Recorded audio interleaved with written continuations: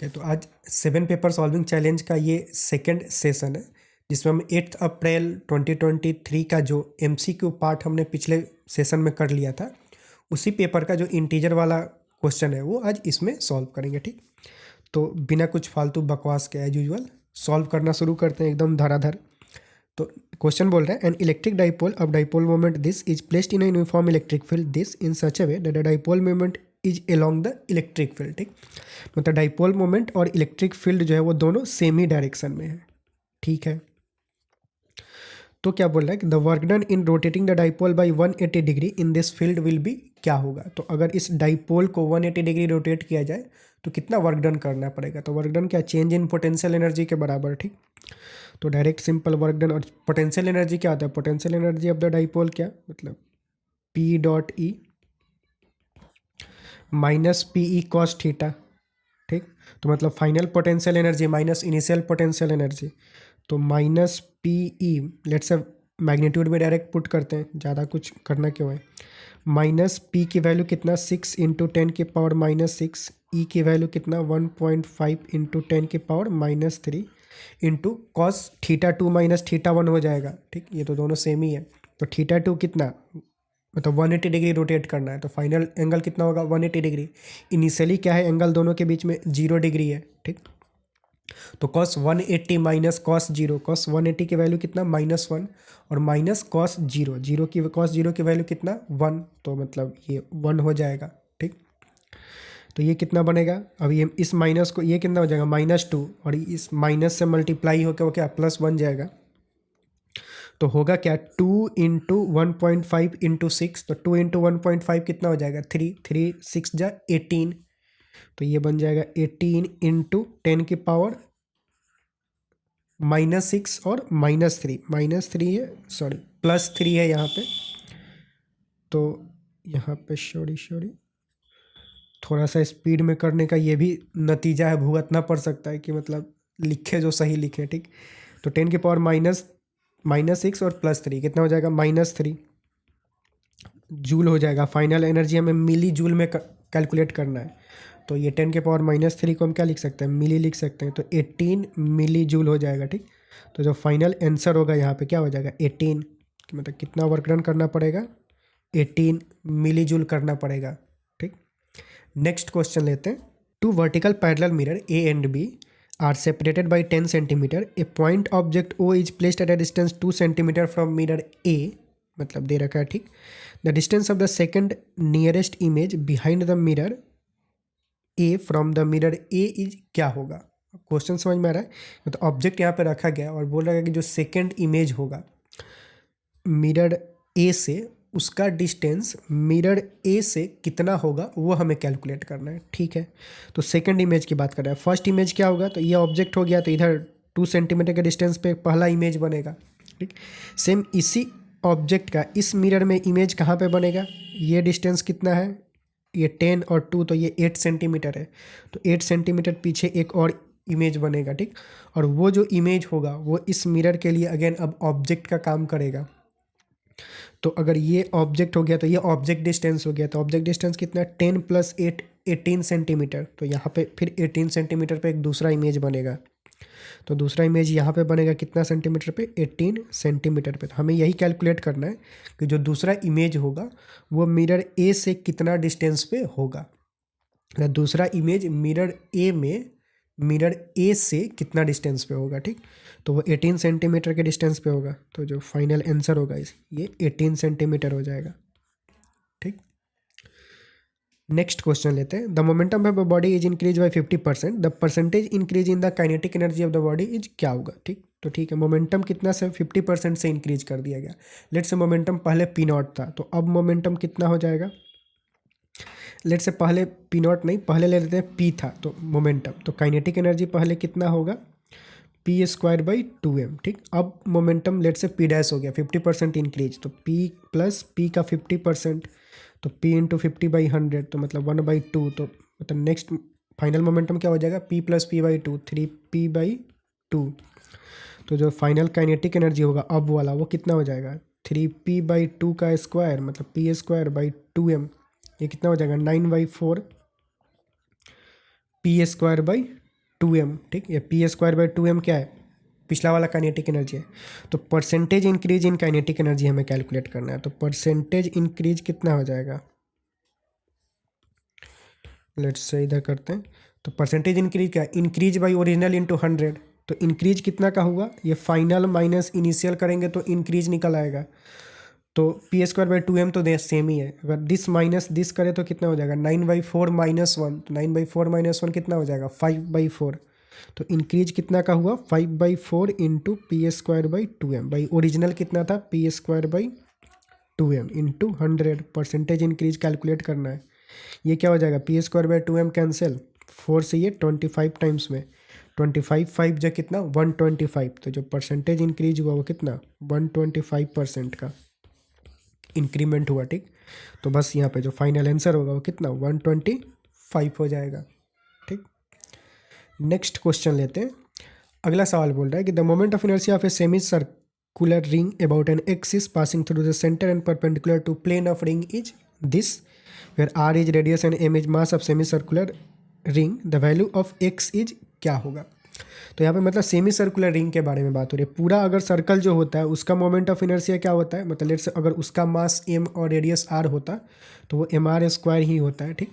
तो अगर कोई सेमी सर्कल है, उसका मास m है और उसका रेडियस r है, उसका भी मोमेंट ऑफ इनर्शिया क्या होगा, सेम ही होगा, mr² ही होता है, ठीक। ये पूरी दुनिया को पता है। आप कैलकुलेट भी करोगे छोटा छोटा मास लेके तो dmr² सब ऐड होके mr² बन जाएगा, ठीक। तो ये mr² ही होगा। तो 1/x की वैल्यू 1 हो जाएगी, तो x की वैल्यू क्या 1 ही होगा, ठीक। तो वैल्यू ऑफ x पूछ रहा है तो वो 1 हो जाएगा, ठीक। नेक्स्ट क्वेश्चन लेते हैं। अगला सवाल बोल रहा है कि the organ pipe 40 centimetre long is open at both and, the speed of sound wave in air is this, the frequency of second harmonics will be क्या होगा, ठीक है। तो सेकेंड हार्मोनिक्स का फ्रीक्वेंसी पूछ रहा है, ओपन एंड है, ठीक। तो ओपन एंड के लिए क्या होता है फॉर्मूला, लैम्डा इजकल टू क्या होता है, सॉरी एल इजकल टू क्या होता है एन लैम्डा/2, जहाँ पे एन क्या nth हार्मोनिक्स, ठीक। तो लैम्डा क्या हो जाएगा यहाँ से, lambda is equal to 2l/n, 2l/n।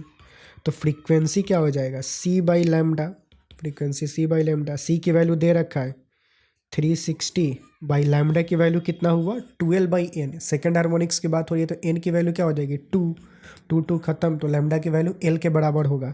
l कितना दे रखा है 40 सेंटीमीटर दे रखा है, तो उसको मीटर में कन्वर्ट करेंगे तो ऊपर 100 आ जाएगा। काट कूट करे तो कितना 900 हो जाएगा हर्ट्ज, ठीक। तो जो फ्रीक्वेंसी होगा वो कितना हो जाएगा 900 हर्ट्ज, ठीक। तो 900, तो मतलब ये अपना फाइनल आंसर हो जाएगा।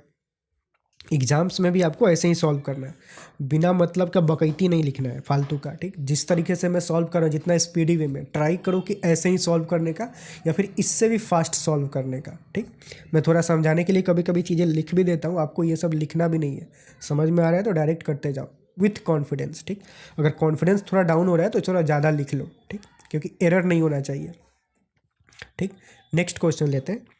Air bubble of diameter this mm rise steadily through the solution of density this at the rate this, the coefficient of viscosity of the solution is क्या होगा, हमें कैलकुलेट करना है। तो क्वेश्चन क्या दे रखा है कि मतलब एयर बबल है जिसका डायमीटर दे रखा है और दे रखा है कि वो सोल्यूशन में स्टेडली राइज कर रहा है, मतलब कि कांस्टेंट वेलोसिटी के साथ ऊपर मूव कर रहा है, ठीक। तो कोफिशिएंट ऑफ विस्कोसिटी क्या होगा, तो कोई भी अगर एयर बबल अगर मतलब कांस्टेंट वेलोसिटी से या फिर स्टेडी स्टेट में, तो स्टेडी स्टेट में तो जैसा कि कांस्टेंट वेलोसिटी दोनों मतलब सेम ही हुआ, तो अगर वो ऐसे मूव कर रहा है तो उस पर नेट फोर्स जो होगा वो क्या होगा 0 होगा। और एयर बबल पे टोटल फोर्सेस कौन कौन से लग रहे होंगे, एक तो वो बायोंसी फोर्स है ऊपर लगेगा FB लेट से उसको बोल देते हैं, ठीक। और अगर ये बबल ऊपर मूव कर रहा है तो विस्कस फोर्स किधर लगेगा नीचे लगेगा, तो लेट से विस्कस फोर्स को FB लिख देते हैं। यही दो फोर्सेस है जो कि एयर बबल पे लग रहा होगा और ये यूनिफॉर्म स्पीड से मूव कर रहा है, तो दोनों फोर्स क्या होंगे बराबर होंगे यानी बैलेंस होगा। तो जो बायोंसी है वो क्या विस्कस फोर्स के बराबर होगा। विस्कस फोर्स का फॉर्मूला क्या होता है 6π/RV, स्टोक्स लॉ, ठीक। 6π/RV, ईटा ये n नहीं ईटा है, इसी ईटा की वैल्यू हमें कैलकुलेट करना है, यही कोफिशिएंट ऑफ विस्कोसिटी होता है। R radius of the bubble, और v क्या, कितना स्पीड से वो मूव कर रहा है, ठीक। बाउंस फोर्स क्या हो जाएगा, weight of displaced liquid. Let's say इसका रेडियस हमने यहाँ पे स्मॉल r ले रखा है, तो लेट्स से स्मॉल r लेते हैं। तो वेट ऑफ डिस्प्लेस्ड लिक्विड क्या, पहले तो वॉल्यूम ऑफ डिस्प्लेस्ड लिक्विड क्या हो जाएगा, इसके वॉल्यूम के बराबर, तो मतलब 4/3 पाई आर क्यूब, इसका volume into density of liquid, mass हो गया, इंटू जी, वेट हो गया। तो ये वेट ऑफ डिस्प्लेस्ड लिक्विड हो गया, तो ये बायन्सी फोर्स के बराबर, और ये एफ पी। तो ये इक्वेशन बना। यहाँ से हमें ईटा की वैल्यू कैलकुलेट करनी है, तो पहले तो जो काट कूट कर सकते हैं वो कर लें। पाई से ये पाई नहीं, ये पाई ख़त्म, एक आर से ये आर स्क्वायर हो जाएगा, ठीक। और क्या, और रहने देते हैं। तो यहाँ पे सीधे डायरेक्ट ईटा का अगर हम एक्सप्रेशन लिखें तो क्या बनेगा, ईटा इजकल टू इधर 4r² रो g/3 बचा हुआ है, और इधर से क्या आएगा 6, और v जो है नीचे चला जाएगा, ठीक, इंटू 6 और इंटू v। अब वैल्यू पुट कर देते हैं। 4 r की वैल्यू कितना, रेडियस कितना दे रखा है, 6 mm दे रखा है। अब mm दे रखा है, सब कुछ SI यूनिट में कन्वर्ट कर लेंगे, तो मीटर में कन्वर्ट करेंगे तो क्या 10⁻³ अच्छा नहीं, ये डायमीटर दे रखा है, डायमीटर 6 दे रखा है, तो रेडियस कितना हो जाएगा 3 mm, और 3 mm उसको मीटर में कन्वर्ट करेंगे तो 3 × 10⁻³ स्क्वायर है। तो लेट्स इसको 2 बार लिख देते हैं, ठीक, स्क्वायर ना लिख के काट कूट करने में आसानी होगा। 3 × 10⁻³ into density of liquid, density कितना दे रखा है 1750 इंटू जी की वैल्यू क्या 10 बोल रखा है, यस, डिवाइडेड बाई 3 × 6 इंटू भी की वैल्यू कितना, स्पीड कितना दे रखा है 0.35 सेंटीमीटर पर सेकंड। अब अगेन सेंटीमीटर में दे रखा है, इसको मीटर में कन्वर्ट कर लेंगे, ठीक। तो 0.35 सेंटीमीटर, तो मीटर में कन्वर्ट करेंगे तो पहले तो 100 ऊपर जाएगा, ठीक, और ये पॉइंट हटाएंगे तो 2 0 और ऊपर जाएगा, ठीक। अब काट कूट करें तो क्या होगा, काट कूट करें 3 0 और 3 6 0, तो 1 2 3 4 5 6, ये ख़त्म, ठीक। और क्या, 3 से ये 3 ख़त्म, 3 से 2 टाइम्स में, 2 से ये 2 टाइम्स में, और कुछ ये कुछ कैंसिल हो गया। 35 से कितना टाइम्स में 5, 150 60 65 ही होगा, 75 नहीं हो पाएगा, नहीं 5 5 या 25 हो जाएगा। 5 से करे तो 5 5 जब 25, 5 3 15 और 17, तो 5 टाइम्स में चला जाएगा, और 5 2 जा 10, तो जो ईटा की वैल्यू आई वो क्या आ गया 10 हो गया, ठीक। वही हमें ईटा की वैल्यू कैलकुलेट करना है, तो बस इसका जो आंसर होगा वो क्या 10 हो जाएगा, ठीक। अगला सवाल देखते हैं। अगला सवाल बोल रहा है कि एक एलसी ऑसिलेशन सर्किट है जो कि मतलब 75 मिली हेनरी इंडक्टेंस है और 1.2 माइक्रोफेराड कैपेसिटेंस है, मतलब जो इंडक्टर और कैपेसिटर लगा हुआ है उसका इंडक्टेंस और कैपेसिटेंस दे रखा है, ठीक। If the maximum charge on to the capacitor is this, the maximum current in the circuit will be, क्या होगा वो हमें कैलकुलेट करना है, ठीक। तो हम जानते हैं कि एलसी ऑसिलेशन में क्या होता है, मतलब इंडक्टर, अब फोटो बनाने में फालतू का टाइम वेस्ट है पर बनाते हैं समझाने के लिए। इंडक्टर और कैपेसिटर अगर अटैच है, ये अटैच है, ठीक, ब्रोकन नहीं है, तो उसमें होता है क्या, एनर्जी का फ्लो होता है, मतलब ऑसिलेशन जो होता है किसका होता है, एनर्जी का ही ऑसिलेशन होता है। तो मैक्सिमम चार्ज इसमें अगर दे रखा है तो मैक्सिमम एनर्जी हम कैलकुलेट कर सकते हैं कि कितना होगा, और वही मैक्सिमम एनर्जी जो होगा वो इसमें जाएगा, मतलब जब ऑसिलेट करता है तो सारा का सारा एनर्जी इसमें जाता है, फिर एनर्जी वापस आता है, फिर जाता है, फिर आता है, ठीक। तो सारा का सारा अगर एनर्जी इसमें जाएगा तो उसी टाइम पे जो करंट होगा इसमें मैक्सिमम करंट होगा, तो वही वाला करंट हमें कैलकुलेट करना है। तो दोनों का जो मैक्सिमम एनर्जी होगा उसको इक्वेट कर देंगे, ठीक। तो एनर्जी इन द कैपेसिटर क्या होता है Q²/2C। अब Q मैक्स ये बोल देते हैं कि Q max²/2C, और एनर्जी इन इंडक्टर का फॉर्मूला क्या होता है ½ LI², ठीक। तो ½ L, अब ये मैक्सिमम एनर्जी है तो ½ LI max² हो जाएगा, करंट मैक्सिमम करंट का स्क्वायर, ठीक। तो बस यहाँ से अपने को I max की वैल्यू आ जाएगी, 2 से 2 खत्म, तो I max जो होगा उसका स्क्वायर जो होगा वो क्या Q max²/C और /L, L जो होगा वो भी नीचे जाएगा, ठीक। स्क्वायर हटाएंगे तो अंडर रूट में, तो स्क्वायर को अगर काट कूट करें तो अंडर रूट में क्या, मतलब ये अंडर रूट चला जाएगा, तो मतलब Q max/√L × C, मतलब C × L जो भी है, ठीक। तो बस Q max square maximum charge कितना दे रखा है 2.7 माइक्रोकूलम।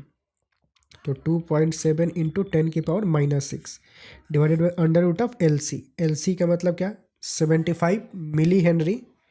तो 75 इंटू 10⁻⁻3 और C कितना 1.2 माइक्रोफेराड मतलब 1.2 इंटू 10⁻⁻6 माइक्रोफेराड का मतलब यही। ठीक, अब इसको कैलकुलेट करें, यही जो होगा अपना आई मैक्स होगा। ठीक, इसको कैलकुलेट करते हैं तो अंदर से क्या 6390 है, 90 है तो एक जीरो यहाँ से उठा लेते हैं, 10 जीरो हो जाएगा। 10 में से 5 बाहर आएगा, 5 बाहर आएगा तो इसको काटेगा तो बस 10⁻⁻1 बचेगा। अंदर ये ख़त्म और ये पॉइंट ख़त्म। ठीक, 12 इंटू 75 वो कितना हो जाएगा। तो अगर इसको देखें तो क्या मतलब 2.7 ऊपर क्या है 2.7 इंटू 10⁻⁻1। नीचे देखा जाए तो पहले तो ये 75 में से मतलब 25 इंटू 3 कर सकते हैं। तो 25 का बाहर क्या आ जाएगा 5। ठीक, 3 अंदर गया, 3 अंदर गया तो इससे मल्टीप्लाई होगा 12 3 जा 36, 36 क्या क्या 6 बाहर आ जाएगा तो 6। ऐसे भी कभी कभी जुगाड़ लगा के करेंगे थोड़ा फास्ट करने के लिए। पॉइंट हटाए तो नीचे 10 जाएगा। अब काट कूट करें तो क्या ये भी जो है नीचे 10 ही है बेसिकली। ठीक, आंसर हमें क्या चाहिए मिली में चाहिए। ठीक है, तो मतलब एक 10 और दे देते हैं और नीचे एक और 10 दे देते हैं। नीचे 10⁻⁻3 हो जाएगा, मतलब 10 की पावर नीचे 3 होगा तो ये मिली बन जाएगा। हमें मिली एम्पियर में ही फाइनल करंट कैलकुलेट करना है। तो ये क्या बचेगा 5 से 2 टाइम्स में, 2 से ये 3 टाइम्स में, 3 से ये 9 टाइम्स में। तो ख़त्म, 10⁻3 नीचे मिली बन जाएगा और ये 9 तो 9 मिली एम्पियर, 9 मिली एम्पियर जो मैक्सिमम करंट होगा। तो यहाँ पे जो हमें मैक्सिमम करंट कैलकुलेट करना है वो कितना हो जाएगा 9 हो जाएगा। ठीक, सवाल कंप्लीट हुआ। अगले सवाल की तरफ बढ़ते हैं। The magnetic intensity at the centre of a long current carrying solenoid is found to be this. If the number of turns 8 per centimeter, then the current flowing through the solenoid is क्या होगा वो हमें calculate करना है। अब ये ध्यान देंगे मैग्नेटिक इंटेंसिटी दे रखा है। मैग्नेटिक इंटेंसिटी का फॉर्मूला क्या होता है H = B/μ0 होता है। ठीक, और मैग्नेटिक ये क्या होता है मैग्नेटिक इंटेंसिटी और B क्या मैग्नेटिक फील्ड। और magnetic field inside the solenoid का फॉर्मूला क्या होता है μ0 डिवाइडेड बाई μ0। तो ये क्या बन जाएगा ni, जहाँ पे n क्या होता है number of turns per unit length. ठीक, हमें क्या कैलकुलेट करना है number of turns per unit length दे रखा है, हमें करंट कैलकुलेट करना है। तो करंट की वैल्यू क्या हो जाएगी I = H/n magnetic intensity by number of turns per unit length. लेकिन अब यहाँ पे जो n दे रखा है 8 सेंटीमीटर मतलब 8 टर्न्स पर सेंटीमीटर दे रखा है। इसको मीटर में कन्वर्ट करेंगे तो कितना हो जाएगा मतलब 1 सेंटीमीटर में 8 टर्न, तो 1 मीटर में कितना हो जाएगा 100 से मल्टीप्लाई कर देंगे तो 800 टर्न्स हो जाएगा। तो 800 टर्न्स पर मीटर हो जाएगा ये। ठीक, H की वैल्यू कितना दे रखा है ये वाला दे रखा है। ठीक, 1.6 इंटू 10⁻³ डिवाइडेड बाई 800 ऐसा यूनिट में सब कुछ डालेंगे। पॉइंट हटाएंगे तो नीचे 10 आएगा। अब 3 जीरो ये जो है 3 जीरो खा जाएगा, 8 दूना के 16, आई की वैल्यू 2 एम्पियर हो जाएगा। तो करंट कितना आया 2 एम्पियर, मतलब फाइनल आंसर जो होगा कितना हो जाएगा 2 एम्पियर। नेक्स्ट क्वेश्चन देखते हैं। अगला बोल रहा है कि a current of 2 ampere flow through a wire of cross section area this, the number of free electrons per cubic meter are this, the drift velocity of electron क्या होगा वो हमें कैलकुलेट करना है। एक फॉर्मूला होता है, ये फॉर्मूला याद ही रखिए कि जो करंट का फॉर्मूला होता है वो होता है NEAVD। ये बहुत सारे लोगों को याद होगा या कुछ लोग ऐसे भी याद रखते हैं कि J करंट डेंसिटी = NEVD, जहाँ पे N क्या number of electron density charge on electron, VD क्या ड्रिफ्ट स्पीड और ये J क्या हो जाएगा करंट डेंसिटी, मतलब एरिया को इधर लेके चले आए तो वही J बन जाएगा। ठीक, तो दोनों सेम ही फॉर्मूला, बस एरिया को इधर लेके आएंगे तो। और इसमें ये क्या करंट = ये होता है। मैं यूजुअली ये याद रखता हूँ, सारा काम हो जाएगा। ठीक, तो इसी फॉर्मूले को लेते हैं। यहाँ पे दे के रखा है, यहाँ पे करंट दे रखा है, करंट डेंसिटी नहीं दे रखा है, तो हम ये वाला फॉर्मूला यूज करेंगे। ठीक, तो इसमें हमें ड्रिफ्ट वेलोसिटी कैलकुलेट करना है वी डी। तो वी डी का क्या हो जाएगा, I/NEA। ठीक, सिंपल वैल्यू पुट कर देते हैं। करंट कितना 2 एम्पियर डाल देते हैं। नंबर ऑफ इलेक्ट्रॉन्स कितना दे रखा है, मतलब इलेक्ट्रॉन डेंसिटी कितना दे रखा है, 2 × 10⁻28। ये यूनिट ध्यान देंगे, क्यूबिक मीटर यानी कि एसआई यूनिट में दे रखा है, तो ठीक है हम एसआई यूनिट में ही लेंगे। तो 2 × 10⁻28 वो ले लेंगे। ठीक, इंटू चार्ज ऑन इलेक्ट्रॉन 1.6 × 10⁻−19 दे ही रखा है यहाँ पे।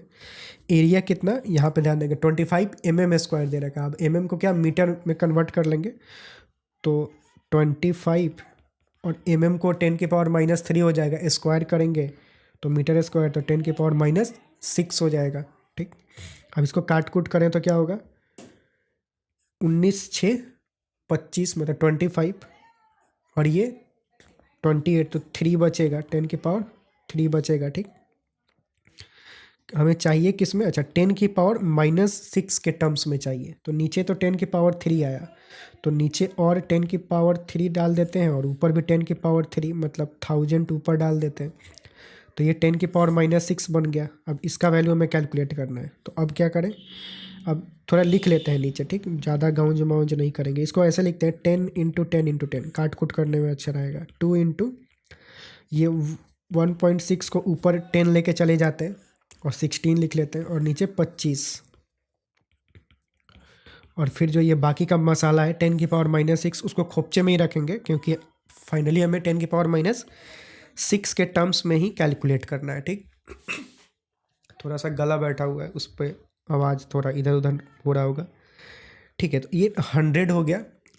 100 को अगर ये कैंसिल करें तो 25 से कितना टाइम्स में, 4 टाइम्स में जाएगा। 4 से ये कितना, 4 टाइम्स में। ठीक, 2 से ये 2 ख़त्म, ये 4 का देखें तो 2 से 5 और 2 से 5, तो 5×5 = 25 × 10⁻⁻6 हुआ। ठीक, मीटर पर सेकेंड। तो जो फाइनल आंसर होगा 25 हो जाएगा, 2 नहीं। यही सब निगेटिविटी होता है कि आप भी कभी कभी 25 बोलोगे और 2 लिख दोगे और बबल भी 2 कर दोगे। मैंने भी अपने टाइम पे किया है। तो इसी सब चीज़ों से अपने को बचना है। अब ये अगर आपने 25 को, जैसे मैंने अभी 2 लिखा, अगर वही ध्यान में रह जाता तो सोचो कितना बुरा लगता। फाइनल जब एग्ज़ाम से निकल के आओगे तो मुझे फॉर्मूला भी याद था, सॉल्व भी किया, कैलकुलेट भी किया, आंसर भी लाया, बस फाइनली गलत लिख दिया और बबल गलत कर दिया। तो जो 4 नंबर मिलने थे उसका अवार्ड 1 नंबर माइनस के साथ और मिला। वो तो 4 नंबर गया ही, और जो एक आया था वो भी कटा, तो वो काफ़ी दर्द देता है। ठीक, तो वो ध्यान देंगे। 25 होगा ये। ठीक, लास्ट क्वेश्चन देखते हैं। अगला सवाल बोल रहा है, मेरा लास्ट क्वेश्चन ये, nucleus with mass number this and binding energy per nucleons 7.6 mega electron volt. ठीक है, break into fragments each with mass number 121। If each fragment nucleus has a binding energy per nucleons 8.1 mega electron volt, the total gain in the binding energy will be, क्या होगा। ठीक है, तो मतलब 242 था, 121 का 2 फ्रेगमेंट में, मतलब 121 के फ्रेगमेंट में डिवाइड हुआ, तो कितना फ्रेगमेंट टोटल होगा, 2 फ्रेगमेंट होगा। ठीक, क्योंकि दिख रहा है सीधे। ठीक, अब दे रखा है कि बाइंडिंग एनर्जी पर न्यूक्लियंस इनिशियली कितना था 7.6, फाइनली कितना हो गया 8.1। तो इंक्रीज कितना का हुआ पर न्यूक्लियंस, मतलब गेन इन बाइंडिंग एनर्जी क्या होगा, final binding energy minus initial binding energy. तो बाइंडिंग एनर्जी पर न्यूक्लियंस कितना गेन हो रहा है, 8.1 माइनस 6, 8.1 माइनस 7.6, ये एक न्यूक्लियंस में इतना इंक्रीज हुआ। टोटल न्यूक्लियंस है कितना 242, मास नंबर जो होता है वो नंबर ऑफ न्यूक्लियंस के बराबर ही होता है। तो टोटल 242 है इनिशियली या फिर फाइनली, इनिशियली भी 242 था, फाइनली भी 121 का 2 है, तो टोटल नंबर ऑफ न्यूक्लियंस तो 121 प्लस 121 242 ही होगा। ठीक, और दे रखा है कि सारे ही, मतलब फाइनली जो 2 फ्रेगमेंट्स हुआ है उनके सारे ही का बाइंडिंग एनर्जी पर न्यूक्लियंस यही है। तो दोनों फ्रेगमेंट्स का जो बाइंडिंग एनर्जी पर न्यूक्लियंस है वो भी अलग अलग नहीं है, दोनों का सेम ही है। ठीक, तो वो भी कोई लोचा नहीं है। तो बस यही हो जाएगा। तो 8.1 माइनस 7.6 कितना हो जाएगा 0.5, 0.5 मतलब 1/2, और 242, तो ये कितना हो जाएगा 121 मेगा इलेक्ट्रॉन वोल्ट, जो स्टैंडर्ड यूनिट है सबका। तो जो गेन इन बाइंडिंग एनर्जी होगा कितना होगा 121। तो जो फाइनल एनर्जी आंसर होगा वो क्या हो जाएगा 121। ठीक, फाइनल आपको 121। ठीक, फाइनल आपको एग्जाम्स में इसी तरीके से सॉल्व करना है। अगर कर पा रहे हो तो, नहीं कर पा रहे हो तो फिर लिख लो कि total initial binding energy calculate करो दिस इनटू दिस करके, फिर final binding energy 8.1 into 2 121 into 2, क्योंकि इसके 2 फ्रेगमेंट्स होंगे, और फिर दोनों को सब्ट्रैक्ट कर दो तो दोनों बात सेम ही है। तो अगर आप कॉन्फिडेंस में नहीं हो तो फिर उतना लिख सकते हो, क्योंकि करेक्ट होना ज़्यादा ज़रूरी है थोड़ा स्पीड होने से। दोनों ही चीज़ें ज़रूरी है, पर उसमें भी कौन सा चीज़ें ज़्यादा ज़रूरी है, करेक्ट होना ज़्यादा ज़रूरी है। तो थोड़ा टाइम लेके अगर करेक्ट हो रहा है तो वो ज़्यादा सही है कि थोड़ा स्पीड में अगर गलती कर रहे हो तो ये सब कॉन्फिडेंस का गेम है कि तुम कितना, अब ये कॉन्फिडेंस आएगा कहाँ से, प्रैक्टिस करने से। जितना ज़्यादा प्रैक्टिस उतना ज़्यादा कॉन्फिडेंस में रहोगे कि मतलब जो सॉल्व कर रहा हूँ वो सही सॉल्व कर रहा हूँ। क्योंकि अभी तुमने लेट से स्पीड में सॉल्व किया है, वो सही हो गया, तो कॉन्फिडेंस रहेगा कि इतना स्पीड में मैं क्वेश्चन को सही सॉल्व करता हूँ, तो वहाँ भी कर पाओगे। ठीक, तो ये सब प्रैक्टिस का ही गेम है।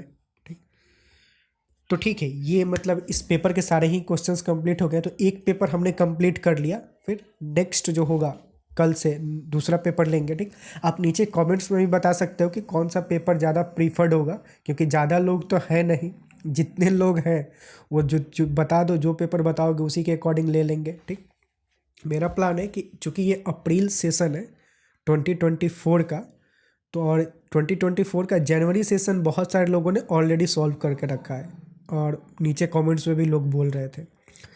तो अप्रैल सेशन का ये 2024 है, तो 2023 का भी अप्रैल सेशन ही ले लेते हैं।